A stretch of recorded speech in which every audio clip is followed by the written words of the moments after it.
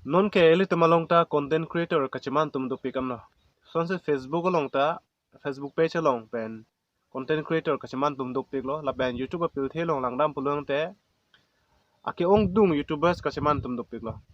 La pen hada prek jam content ke thap tum do lo ke upload tum do lo. La so pen jok penangan itum karbia khe tum hanta prek jam hawa prek jam country pen la pen ke program munir tumta itum kar biak hai tum phana chini bang dalo alake kupi poloma pulang tangte social media a platform la pen ke social media aja kong lo la bang ke mesen son an rar phan pachitak hek la bang ke isi mesen lo la pen kadu kaweta la son si claim bom nang po la pen ke bang ji langar ni ta la puson si bo ipon bom nang po sedami content creator ka chiman ji phana di il tum isi hinin ka chini nang ji dola non malom social media long boroboy di boroboy ke kumalo mapuluang te laki asong ti alang li cover video selam po lason si soalo addressing thang pensi alang li bangke social media chatai long handi alang li bangke chipa family lasi hal soang dengan bangke ni lason men si claim ji pulo rat tum jong he pudur tame alang li bangke claim thip lo misen lo sita non malo bangke alang li pam troll de lo menitum kopi bo si troll de lo laki alang di asap kichok che joni alang tu melong rim party dam lo party chopen alang tu ingri lo ingkrang lo amasi alang li bangke lun lo kan lo la somar aphir pharji putek the alang li bangke kupiloma apen che program lo hola jirpo jir pitu bangke bang ani ngarong pathelo alang li phan videos endur ma social media style long a video pat bidat anke alang li phan bangke rada tum bangke troll lo athelang li inut content creator alang li lun kan arjan kowar videos kupi nega selam la penang par bangke alang li transgender atuma phanta isi bangke motivate pon la so banjok alang li phan rat atuma ningi dog bang dopik lo la pen ke support on bang da dopik lo nono bangke alang li lam cloud pi lo la pen par ke alang li Facebook page long ta alang li la poson si live dam si alang li lam cloud pi lo di hada ga jir pi jir po tum pe se party cho pulo kang ri kang krang pulo ama se hada freely pen alang li ta mela posona kan lo lun lo la pen hada alang li bangke chichini ne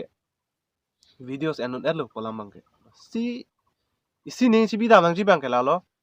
ile tum bangke content creator means ile tum bangke kai kita kachiri du nangji content creator tum bulung te na hok le du dam setame isi bangke bang pen alimit idum du dun thek nangji ile tum lege ke fem tang lo ning hang link stan ne ke claim un lo tam un lo jo la so bangke tum matha the de nangji la so na bangke tum claim the de nangji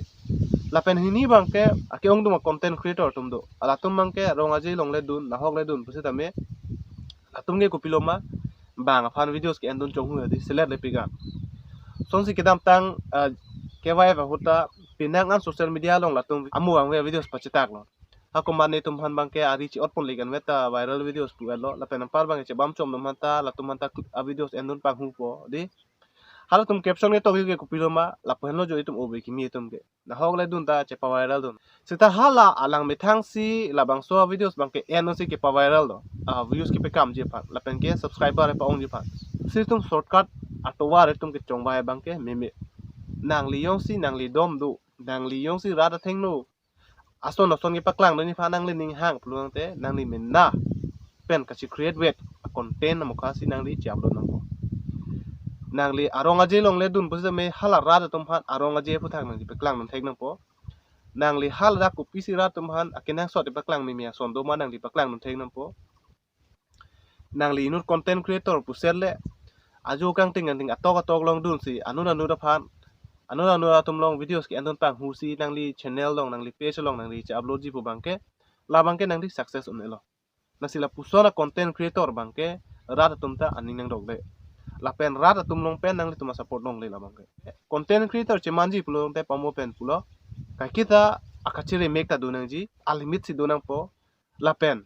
itum bangke bang aphan ki petrol dun ji phan bangke bot ye de nang ji itum ake mege pachita gi tum si ake hingno pachita rong pulutang te ratum kuson si itum phan nang support dun lang ma la bang si itum chima tharang ji la si la halo don tum pinia la marjan bangke chetong thuna por ka